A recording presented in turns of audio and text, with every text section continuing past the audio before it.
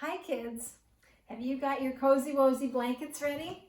We're going to snuggle up and we're going to read the next Christopher Churchmouse adventure. All right, today's story is called A Flood of Friends.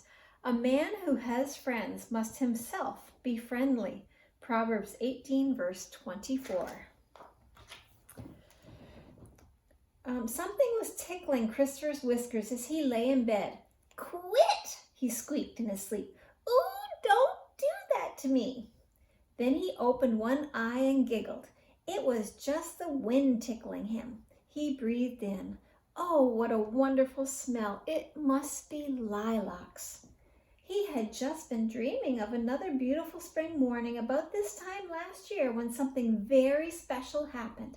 And this is what it was. It was the nicest spring morning yet. Christopher jumped out of bed and brushed his whiskers and gave his tail a tweak to get the kink out of it. He looked out the window.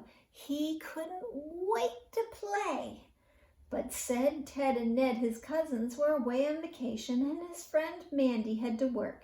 As Christopher sadly buttoned the straps on his overalls, he heard Mama Churchmouse, "Come on, Christopher, breakfast is ready." Christopher and his mother always had breakfast together since Papa went to work very early. "Mama," Christopher grimly said as he sat down, "I wish I had someone to play with me." He picked up a piece of fruit. "I wish that I could play with you, dear, but I must go shopping this morning. Mandy's mother is going to take care of your baby sister."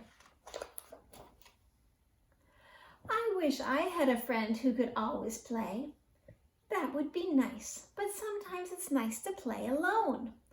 "But oh, Mama, I so want someone else today. Where could I find a friend?" Mama leaned back in her chair. "Well, I don't know how exactly where you can find a friend, but I do know how." "You do? How?" Christopher asked eagerly. "The Bible says a man who has friends must himself be friendly." "Why, I'm friendly." "I think God means being a friend." Like being kind? And sharing with someone?" "Yes." Chris frowned. "But there's not anyone around for me to be a friend to, Mama." "Well, the day isn't over yet." After breakfast, Christopher put on his sweater and went outside. It was such a beautiful day. A day to do just anything. Why, it would be a perfect day to roller skate. But that wasn't fun alone. It would also be a nice day to play ball. But how can you play ball alone? Christopher thought gloomily. He scuffed his toes in the dirt. What good was a nice day if you were all alone? He sat down on the steps of the church in a pout. "Good morning," said a little voice. Christopher looked up in surprise. Another little mouse was standing in front of him. "Hello, who are you?" said Christopher. "My name is Freddie Fieldmouse. What's yours?" "Oh, Christopher Churchmouse. I live here in the church." He looked critically at the strange little mouse. He was very plain looking. His clothes were shabby. He was dusty all over, and in his paws he carried an old beat-up suitcase with stuff hanging out of it on all sides. "Where are you going?" "I don't know," said Freddie quietly. "You don't know?" squeaked Christopher. "How come?" Okay. "Well," said Freddie, "it's a long story, but to make it short, I'm looking for a new home. You see, I'm Freddie Fieldmouse from the country, but my home was washed away by spring floods. I need a dry home. You don't know of any around here, do you?" Christopher looked Freddie over again. "Nope," he answered, "not here. You see, we're all church mice. We live in the church." "I see," said the field mouse in a disappointed voice. Maybe I can find something on down the road. It was nice to meet you, Mr. Churchmouse. Christopher watched the little mouse trudge down the road, lugging the suitcase. He just wouldn't fit in with me, Christopher thought.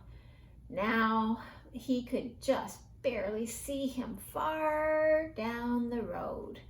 Suddenly, Christopher jumped to his feet and ran down the road. Freddie! Freddie Field Mouse! Wait! Wait! Freddie stopped in the middle of the road. Freddie, Christopher panted, I'm sorry, there is room in the church. Come on. He grabbed for Freddie's suitcase. Let's hurry. But Freddie wouldn't let go of his suitcase. What's the matter? I said you can come live at the church. But wait, sputtered Freddie. You don't know. I didn't tell you. I'm not alone. You aren't? Questioned Christopher, looking around curiously to see who was with him. Who could be there? No, I'm not. Well, at least I won't be. You see, my family has sent me ahead to look for homes for all of us field mice. All of our homes were destroyed. Oh, said Christopher in an understanding way. Well, we probably have enough room for you all. How many are there? Well, with my Aunt Freda and her 10 children, there would be 18, I guess, Freddie said quietly. I'm sure you don't have that much room, so I'll just be going along. Christopher grabbed Freddie. Let's go see my mama, Freddie. She will know if we have enough room. Let's go ask her. Oh, I don't know. I don't want to cause you any trouble. Come on. Come on, Christopher interrupted. I'm your friend, Freddie, and I'm going to help you. Let's go.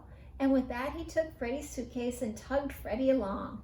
Just then they saw Mama carrying her market basket out on the road. Mama! Christopher hurried toward her. Mama, this is my new friend, Freddie Field Mouse. Why, how nice, exclaimed Mama. Where are you from, Freddie? The country, ma'am. Mama, said Christopher anxiously, do we have any room in the church? What I mean is Freddie's home and his family's have been destroyed by the spring floods. Freddie's family has sent him ahead to look for homes for them. We have room, don't we, Mama? Why, I'm sure we do, Christopher assured Mama. We have an old storeroom that we can turn into apartments very easily. Where is your family now, Freddie? They're coming along slowly with all the children and mice babies. They can't travel very fast. Well, we must get very busy, said Mama briskly. Do you think they will be here by lunchtime? I expect so, but you certainly don't have... Christopher, I must go to the store. You take Freddie home and begin cleaning up that storeroom. I'll be right back and stir up some of my good crumb stew. With a flounce of her skirt, Mama hustled down the road. The two mice boys worked very hard, sweeping and dusting the old storeroom and carting away some rubbish. By the time Mama was back, it was shining clean. Freddie went down the road to meet his family. Oh, ho, ho, ho, look at all those field mice. The delicious smell of crumb stew was filling the air as he brought them to the church mouse door. How can we ever thank you, said Freddie's father as they were introduced. Think nothing of it, answered Mama. And soon all the little children and their mamas and papas were hungrily eating crumb stew. Christopher and Freddie bustled about, helping to serve them. Freddie was so happy his eyes were shining. Christopher's face was beaming as he thought of how he had a whole kitchen full of friends. The next few days were very busy ones as the church mouse family helped the field mice. The next few days were very busy ones as the church mouse family helped the field mice get settled in their new apartments. Then Aunt Snooty and her family arrived back from vacation. Are they here? Asked Aunt Snooty, coming into the church mouse home. Mama looked up. Why, who do you mean? Those pesky field mice, answered Aunt Snooty. Oh no, they're in their own apartment. They're all settled in now. Well, I never, exclaimed Aunt Snooty, peering at Mama through her eyepiece. I can't imagine what has gotten into you letting those field mice clutter up your storeroom with all their junk and eat all your food. Why, don't you think we should help the mouse family that's in need? Questioned Mama in surprise. Well, maybe a church mouse family, but certainly not field mice. They certainly aren't going to freeload off us. And Aunt Snooty flounced out and slammed the door. How sad, said Mama. One night, sometime later, Papa Churchmouse suddenly woke up, knowing that something was very wrong. He sat up sniffing, feeling danger all around him.